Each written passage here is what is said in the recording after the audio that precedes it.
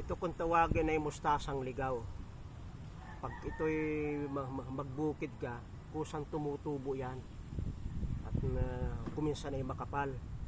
Ang dahon nito ay talagang parang mustasa. Pagkain yan. Pag yan ay wala pang bulaklak, masarap.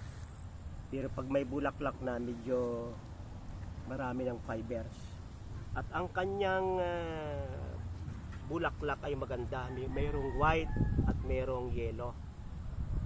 Ito'y pinupuntahan ng mga maliliit na pulisap at kumukuha ng nektar sa mga bulaklak niyan.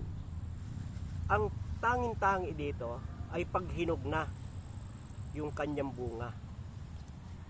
Ano niya, matindihan ko na.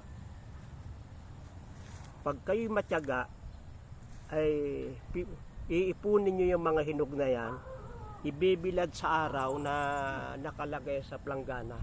Dahil pipitik yan, tatalsik. Yung medyo malukong-lukong para tumalsik man ay papunta rin dito sa planggana. Yung buto niya ay iniipon at yun ay nililigis o dinudurog, ginagawang pantapal sa mga napinsalang buto, sa mga butong may crack, tinatapal sa mga tuhod na paga, binti na paga, gawa ng rayuma.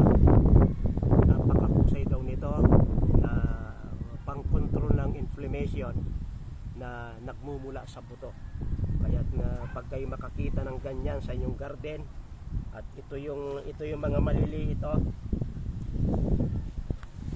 yung mga maliliit ang itsura, para manding mustasa. At pag ito'y tumaas na, ang bilis na niyang lumaki. Sobrang bilis lumaki niyan. Ito yung isang maliit, Yan ang ligaw na mustasa. Maraming salamat sa pagsubaybay nyo sa Natural Wellness si Pastor Pino.